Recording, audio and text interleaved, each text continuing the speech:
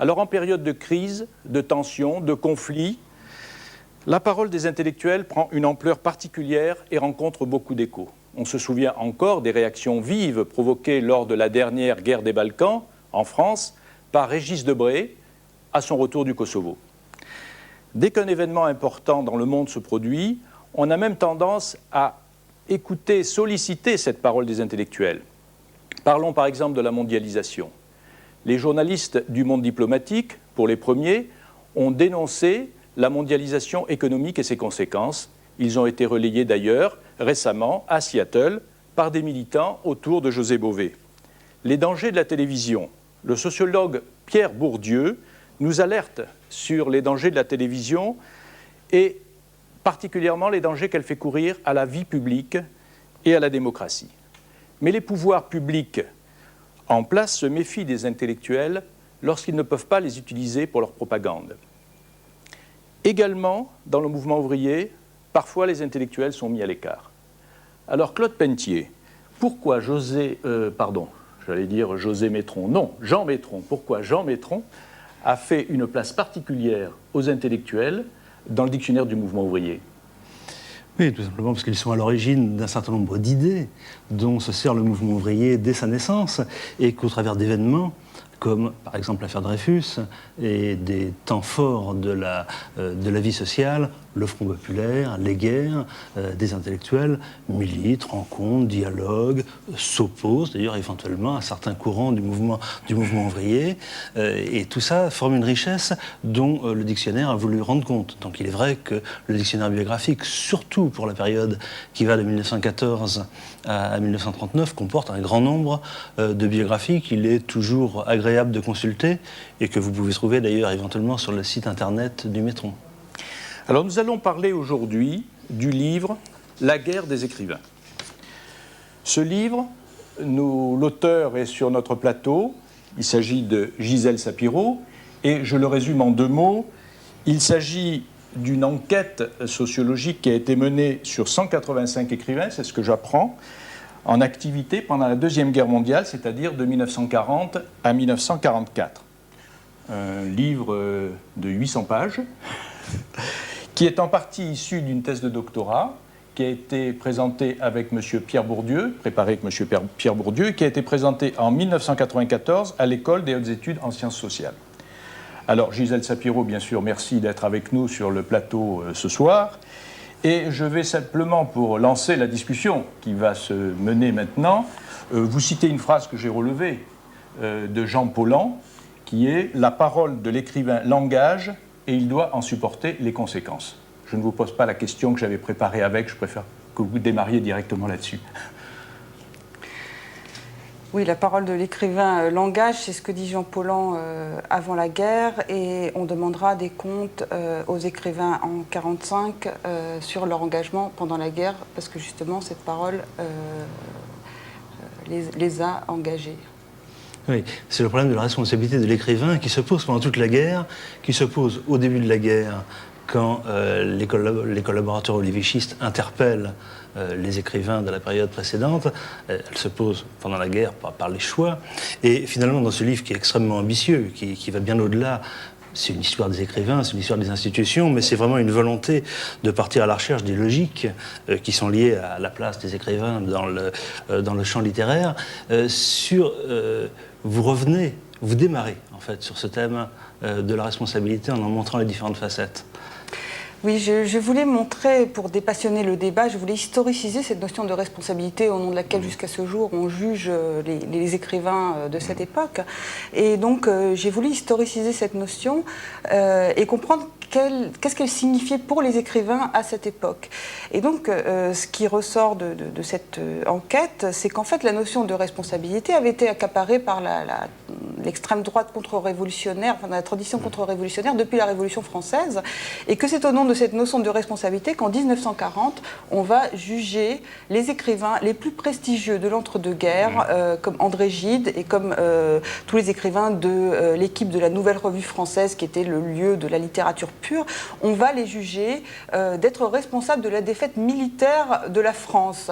Alors ça coïncide avec le début du régime de Vichy, qui qui assied qui va asseoir en fait sa légitimité sur le jugement des responsables de la Troisième République. Ça aboutira au procès de Riom en 1942, mais dès juillet 40, dès après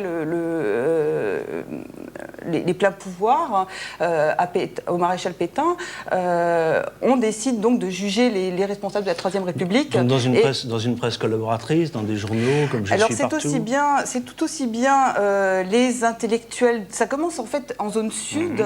Ça commence par les intellectuels qui défendent la Révolution nationale, donc le programme de Vichy, qui veulent qui reprochent aux écrivains comme André Gide d'avoir été pessimistes, défaitistes. Corridon, enfin, voilà, on leur reproche d'avoir, comment disent-ils, contribué à amollir les énergies, enfin, voilà. Et donc, c'est de cette manière qu'on reproche à la littérature d'être un facteur donc, de la défaite. Et ce débat est très vite relayé en zone nord et tourne là à une véritable dénonciation, délation contre les intellectuels.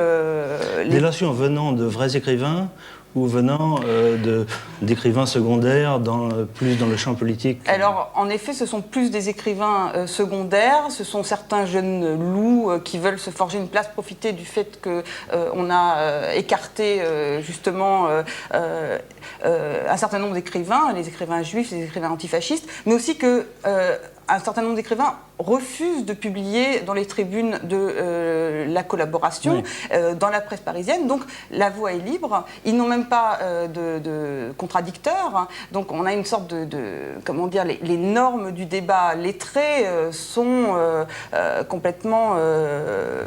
Enfin, il y a une sorte d'éclatement du cadre habituel d'une norme du débat lettré qui fait qu'on va avoir véritable processus de dénonciation dans des termes assez incroyables. Et des écrivains comme Gide et comme Mauriac sont la cible de ces attaques et on les accuse d'être enjuivés, d'être...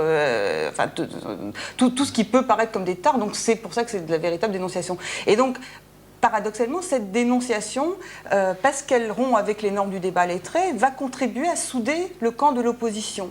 Parce qu'on a rompu, en fait, les règles élémentaires du débat. Et c'est ce qui va faire qu'au début, disons que les écrivains attaqués et leurs défenseurs, dans la presse de zone sud, répondaient par l'art pour l'art. On ne peut pas reprocher à l'art d'être responsable de la défaite. On ne peut pas reprocher à Gide d'avoir été immoral parce qu'il n'a pas d'influence, hein, l'art n'a pas d'influence. Mais petit à petit, la réponse n'a plus être ça, et d'autant moins que la nouvelle revue française de Drieux-La Rochelle, qui reparaît avec l'autorisation d'Otto Abetz et de l'ambassade. Et là, on a affaire à des vrais écrivains. Et là, on a affaire à des vrais écrivains. Et cette nouvelle revue française, pour se donner de la légitimité, utilise l'argument de l'art pour attirer les écrivains en disant il faut que l'art continue sous l'oppression enfin pas sous l'oppression, ils ne disent pas sous l'oppression, mais ça permet de normaliser en fait la situation d'occupation. Et donc très vite la consigne va être il ne faut pas y aller, et la consigne va être l'art pour l'art c'est discrédité, et donc le camp de l'opposition va se réapproprier cette notion de responsabilité qui avait été si longtemps accaparée en fait par la droite, et ça va donner la théorie de Sartre, la libération sur... Allons jusqu'à un débat moral finalement. La place de la morale réapparaît dans le débat littéraire. Voilà, c'est-à-dire que, disons que le camp des résistants va accuser justement, au nom de leurs propres critères, les écrivains de la collaboration et les écrivains vichistes d'avoir trahi leur mission et leur mission morale, et d'avoir trahi leur mission politique en tant qu'écrivain, de défense de la patrie, de défense de l'universalisme, de défense de... Voilà. Et donc, il y a une réappropriation de cette notion de responsabilité par les résistants, et c'est cette notion-là qui servira dans les procès de l'épuration, parce que les écrivains et alors c'est très curieux, parce que ceux-là même qui, en 40, défendaient la notion de responsabilité pour attaquer des écrivains comme André Gide, en 1945, au moment des procès, eux, ils vont plaider la cause de l'indulgence. Donc il y a un renversement, et là, le renversement est très visible. Est-ce que vous pourriez nous citer quelques noms parce qu'on a parlé d'André Gide, les Voilà. camps de Oui, l'opposition, les camps de la résistance. Qui mettons dedans? Vous citez beaucoup de noms, parce qu'il y en a 185 qui sont Voilà. présents, des noms connus et d'autres moins connus. Et Alors, dans le camp de l'opposition, on a une alliance en fait entre des écrivains communistes menés par Aragon, hein, qui est un peu l'orchestrateur de l'opposition contre la Nouvelle Revue Française dirigée par Drieux-La Rochelle. On a de jeunes écrivains comme Segers, comme René Tavernier. Et alors, on a toute l'avant-garde, la jeune garde de la Maison Gallimard, c'est-à-dire Sartre, Léris, Queneau, qui suivent Jean Paulhan dans la résistance littéraire, c'est-à-dire au Comité national des écrivains, qui était la principale instance de la résistance littéraire. Et, qui naît en mai 43, enfin, au milieu de la qui a deux naissances, qui naît une première fois en 1941 et qui va être, qui se constitue à ce moment-là et dont la constitution va être interrompue par l'arrestation de Jacques Decour, qui est mandaté par le Parti communiste donc pour former cette résistance littéraire. Et Jacques Decour est arrêté et il sera fusillé avec d'autres. Au début 42, il sera fusillé en mai 42 avec d'autres intellectuels communistes. Et son successeur Claude Morgan ne pourra relier les fils qu'à partir de 1943 pour la zone nord. Et en juin 1943, Aragon constitue le Comité national des écrivains de zone sud, et les deux comités vont fusionner à l'été 1943. Donc là, vous nous avez parlé de l'opposition, et maintenant, contre qui s'oppose-t-il? Est-ce qu'il y a des noms? Quelques noms, ensuite. Bien sûr, c'est-à-dire que en fait, ce qui va très vite devenir le symbole de la trahison littéraire, parce qu'on a parlé de ces seconds couteaux qui sont dont on connaît à peine les noms, qui sont dans la presse collaborationniste. Il y en a quand même les jeunes loups, quelques-uns de célèbres, c'est-à-dire Robert Brasillac, Lucien Rebatté, et d'autres, Lucien Combel. Et puis, on a autour donc de la Nouvelle Revue Française qui est reparue sous la direction de Drieux-La Rochelle, un ensemble d'écrivains comme Marcel Jouandeau, comme Paul Morand, comme Jacques Chardonne, qui sont des écrivains qui étaient des écrivains de Nouvelle Revue Française, des écrivains un peu reconnus avant-guerre, mais qui, disons, il y a eu une scission de l'équipe de la NRF, je n'entrerai pas dans les détails, mais il y a eu une scission, et une partie de l'équipe est restée auprès de Drieux-La Rochelle et défend la ligne. Il y a aussi des écrivains comme Giono qui ont collaboré à la Nouvelle Revue Française sans être forcément un turiféraire du collaborationnisme. Voilà. Vous menez d'ailleurs des fois en parallèle des portraits, par exemple Henri Bordeaux et Mauriac. Et là, je crois que c'est là d'ailleurs que vous donnez le meilleur de vous-même, puisque finalement c'est un peu le même milieu social, et ça va faire des positionnements politiques extrêmement différents. Oui, parce que j'ai travaillé à plusieurs niveaux, c'est-à-dire j'ai voulu d'abord travailler par une enquête statistique qui donnerait les grandes tendances, et un peu les lois tendancielles, ce que nous donne habituellement une enquête statistique, et puis affiner l'analyse, après avoir dégagé les principaux facteurs, l'affiner par des études qualitatives de trajectoire et en construisant des couples qui permettaient de faire comprendre les logiques propres au monde des lettres, selon lesquelles je voulais montrer que se clivaient les attitudes des écrivains à cette époque. C'est-à-dire que leur conduite sous l'occupation ne peut pas être ramenée à leur seul engagement, choix politique. Elle doit aussi être comprise par rapport à la signification de cet engagement dans le monde des lettres à l'époque, aux enjeux tels qu'ils se posent, et puis elle doit être aussi rapportée à leur conception de l'art et comment elle se rattache en fait à leur manière d'envisager et à la position qu'ils occupent, à leur notoriété, enfin à d'autres facteurs. Et donc j'ai voulu pour illustrer ce qui ressortait, c'est-à-dire l'opposition entre un pôle, disons, où prévaut la légitimité, la reconnaissance symbolique, et un pôle où prévaut la reconnaissance temporelle, où on se trouve plus imbriqué dans les structures de la collaboration. J'ai voulu construire un peu cette opposition à travers des trajectoires. Donc là, c'était effectivement François Mauriac et Henri Bordeaux, qui sont deux écrivains très proches par leur origine sociale, ils sont tous les deux à l'Académie française, par les thèmes même de leur roman, la bourgeoisie provinciale, et comprendre qu'est-ce qui les opposait, qu'est-ce qui faisait qu'ils se trouvaient l'un dans le camp Vichy. Et d'ailleurs, François Mauriac aurait pu en être. Il a toute confiance en Maréchal Pétain pendant très longtemps.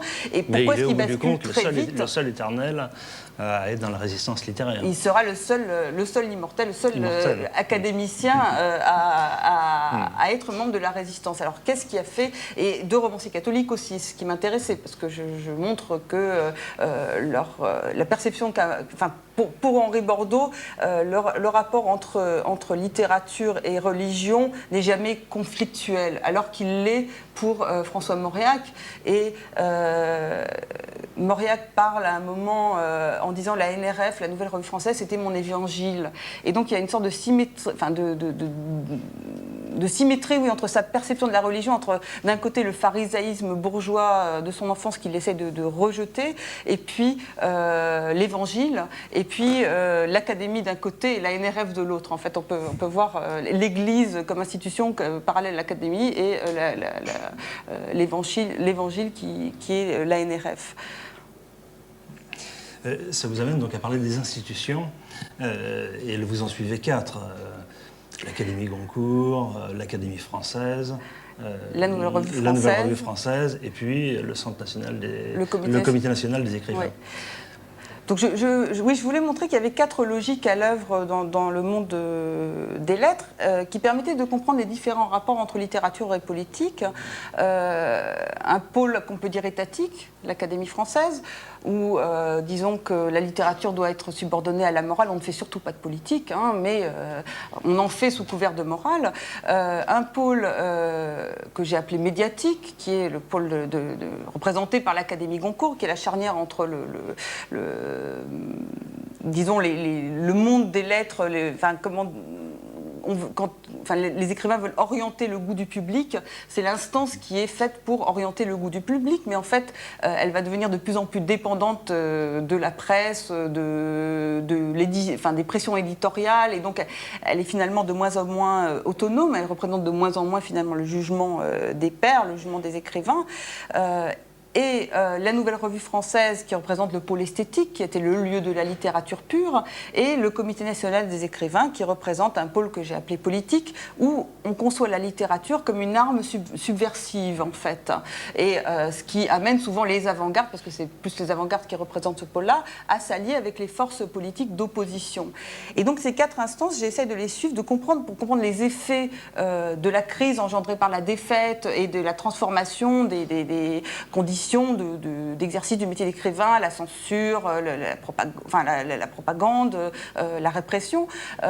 Pour comprendre les effets de cette crise et les effets aussi de la crise des représentations, hein, liée à la crise de l'identité nationale, j'essaie de comprendre l'évolution de leur attitude à cette époque.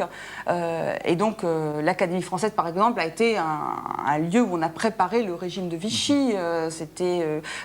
Ses membres ont participé à toutes les instances anti-républicaine de l'entre-deux-guerres. Enfin, la plupart d'entre eux, l'Académie a élu Charles Maurras en 1938, le leader d'Action française, en obtenant la réconciliation de l'Église avec l'Action française, donc en préparant le terrain doctrinaire de l'idéologie de Vichy. Et en même temps, l'Académie est trop liée à l'héritage national, elle est trop liée à la tradition française pour vraiment se laisser entraîner dans le collaborationnisme à outrance par quelqu'un comme Abel Bonnard, qui n'en sera pas moins ministre de l'Éducation nationale sous Vichy. Mais il y a une sorte de résistance, et il y a une résistance qui est menée à l'intérieur de l'Académie par Paul Valéry, Georges Duhamel et François Mauriac, pour empêcher la dérive de l'Académie et renverser la tendance, et ils y parviennent tellement bien. Duhamel se fait nommer secrétaire perpétuel provisoire en 1942, ils y parviennent tellement bien qu'ils parviennent à attribuer en 1943 le grand prix de l'Académie à Jean Prévost, qui va mourir un an plus tard dans le maquis du Vercors. Et les prix à cette époque, c'était aussi des moyens de subsistance, donc c'était très important. Donc ça, c'est l'Académie française. L'Académie Goncourt, elle, qui n'est pas encore constituée, à la différence de l'Académie française, peut beaucoup moins se protéger des pressions diverses et variées, et ses facultés d'adaptation à la conjoncture sont inouïes. Par exemple, le premier prix attribué par l'Académie Goncourt en 1941, il est attribué à Henri Pourrat, qui est l'écrivain officiel de la Révolution nationale, hein, celui que promeut le maréchal Pétain. Il y aura d'ailleurs une cérémonie officielle pour l'attribution. Et il suffit de voir le premier prix attribué à la Libération pour comprendre la faculté d'adaptation de l'Académie Goncourt. Eh bien, il reviendra le prix 44 est décerné à Elsa Triolet. C'est la première fois qu'une femme obtient un prix Goncourt, année où les femmes obtiennent le droit de vote. Une résistante d'origine juive, communisante, enfin elle n'a pas sa carte, mais c'est la femme d'Aragon qui est maître tout-puissant au Comité national des écrivains à ce moment-là. D'origine russe, donc c'est très significatif. Alors la Nouvelle Revue Française, sa réappropriation, on sait que Otto Abetz, quand il arrive à Paris, donc l'ambassadeur du Reich en France, avait dit il y a trois puissances en France, en démarquant une phrase de Paul Bourget, c'est la Grande Banque, le communisme et la Nouvelle Revue Française.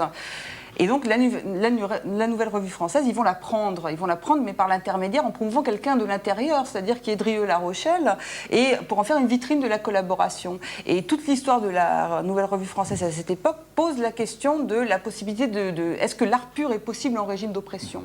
Et la réponse des écrivains sera non. Et donc il y a une scission de l'équipe, et toute une partie donc, qui va suivre Jean Paulhan, l'ancien directeur de la revue, au Comité national des écrivains, c'est-à-dire dans la résistance. Et en fait, le Comité national des écrivains est une sorte de scission de la Nouvelle Revue Française. Il y a l'opposition entre Aragon et Drieux-La Rochelle, qui sont des frères ennemis qui jouent énormément. Aragon constitue des réseaux pour s'opposer à cette Nouvelle Revue Française, qui est le symbole de la trahison littéraire, puisque ce sont des écrivains qu'on estime malgré tout. Et donc, c'est là que se constitue le Comité national des écrivains, où on voit en fait le Parti communiste clandestin offrir des moyens à des écrivains qui sont dépourvus de leur tribune. Voilà. Et donc c'est une alliance en fait entre écrivains communistes et non communistes qui passe par des réseaux d'affinité, et notamment ça passe par des réseaux d'affinité dans la maison Gallimard. Hein. C'est le réseau. Une alliance qui à la Libération donnera du pouvoir. Pouvoir d'établir les listes noires, pouvoir d'occuper un certain nombre de fonctions officielles. Et ça, c'est aussi analysé dans votre livre, puisque vous allez jusqu'en 1953, voilà. C'est-à-dire jusqu'à la deuxième loi d'amnistie. C'est ça, la date de la deuxième loi d'amnistie, parce que jusqu'en 1953, on peut dire que les effets de la crise persistent à travers les débats suscités par l'épuration et qui vont prédominer dans la vie littéraire jusqu'en 1953. Et ils tourne autour des débats dont on a parlé tout à l'heure, de la responsabilité, puisqu'on a l'opposition entre le camp des intransigeants et le camp des indulgents. Et donc, alors, on avait tendance à attribuer cette opposition à la simple opposition communiste-gaulliste, ce qui est juste, mais qui ne suffit sans doute pas à comprendre cette opposition, puisqu'on a aussi des gens comme Vercors, qui n'est pas membre, il est compagnon de route, mais enfin il n'est pas membre du Parti communiste. Sartre aussi défend cette idée de la responsabilité illimitée, quasi illimitée de l'écrivain.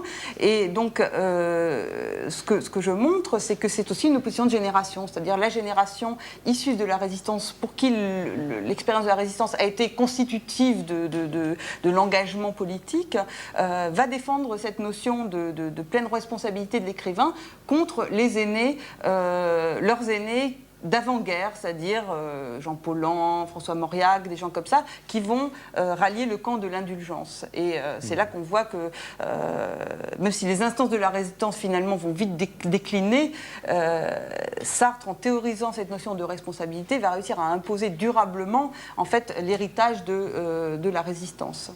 Alors, oui, ce que je voulais dire simplement, c'est que parmi vous arrivez dans nos convictions de lecteurs, de gens qu'on connaît, à nous ébranler quand même. Par exemple, j'ai appris dans votre livre que Albert Camus, que je connaissais sous d'autres aspects, approuvait dans son éditorial de combat en 1944 le verdict de la condamnation de l'écrivain de la collaboration Georges Suarez, et Georges Suarez sera exécuté. Je ne m'attendais pas à ce qu'Albert Camus, qui par la suite a été contre la peine de mort, dans ce cas-là soit aussi... Alors c'est exactement ce débat entre deux générations, parce que l'opposition entre générations à la Libération est constituée par le débat entre Camus et Mauriac. Mauriac défendant le principe de charité, Camus défendant le principe de il faut une épuration sévère. Mais quand commence, et effectivement les premiers procès, Georges Suarez, ça ne suffit pas du tout à ébranler son... Même si il s'opposait en principe à la peine de mort, ça ne suffit pas du tout à ébranler sa conviction. Et là où ça casse sa conviction, c'est au moment du procès Brasillac. Et alors, bon, il y a plusieurs hypothèses. Est-ce que c'était parce que c'était quelqu'un de la même génération que lui, qui avait perdu son père aussi pendant la Première Guerre mondiale, et puis il a été aussi convaincu quelque part par Mauriac. Mais c'est vrai que ce qui va rester de ça, c'est que la jeune génération l'emporte contre l'ancienne, et il va y avoir bientôt des relais. En vous écoutant, on comprend pourquoi ce livre a été très bien accueilli. C'est vrai qu'il a eu beaucoup d'échos, très larges, très au-delà des milieux sociologiques et historiens, dans la presse, par des émissions diverses, et des propos élogieux. Et puis un journal, l'Histoire, tout en disant beaucoup de bien de l'ouvrage, tout en respectant votre travail, parle de déshumanisation de l'histoire, de déterminisme, en citant, en y associant le nom de votre directeur de thèse, Pierre Bourdieu. Oui, alors bon, sur le déterminisme, ce que je ne comprends pas très bien dans ce type d'attaque, c'est que toute la sociologie électorale montre quand même que, par exemple, l'âge n'est pas indifférent aux questions de vote, et que quand on est jeune, on vote plus à gauche, et quand on est vieux, on vote plus conservateur. Enfin, je veux dire, on a quand même... alors, pourquoi quand il s'agit des choix des écrivains sous l'occupation, là, ça paraît aberrant, je ne sais pas. Alors, il est vrai qu'on considère les choix comme quelque chose des choix politiques, surtout dans une période comme ça, comme quelque chose de très personnel et subjectif, quand Durkheim est venu étudier le suicide, c'était quand même quelque chose de très subjectif, qui est très personnel, et il montre quand même qu'il y a des facteurs qui pèsent sur la propension au suicide. Donc, le rôle de la sociologie, c'est de dégager des lois tendancielles. Et c'est pour ça que surtout que vous retournez finalement à l'itinéraire individuel, à plusieurs moments. Voilà. Vous donnez des itinéraires individuels très nuancés, très, très précis. Et d'ailleurs, vous n'êtes pas éloigné de la biographie, puisque vous avez contribué à un dictionnaire des intellectuels, et que vous contribuez également au dictionnaire biographique du mouvement ouvrier. Donc, ce que je veux dire, c'est que le déterminisme, d'abord, c'est un terme erroné, puisqu'on essaie de voir un ensemble de facteurs qui surdéterminent, en sachant qu'il y a toujours une marge d'indétermination. Mais s'il n'est pas de notre rôle d'expliquer cela, je ne sais pas ce qu'il est de notre rôle d'expliquer. C'est-à-dire, il n'est pas de notre rôle d'expliquer l'inexplicable, voilà, mais de rapprocher au possible, voilà. Alors, Gisèle Sapiro, nous aurions beaucoup d'autres questions à vous poser. J'en avais préparé plusieurs aussi sur la moralité des écrivains, sur des choses que j'aurais voulu savoir, même sur vous, parce que finalement, on aurait pu vous appliquer la même méthode que celle que vous appliquez aux gens que vous analysez.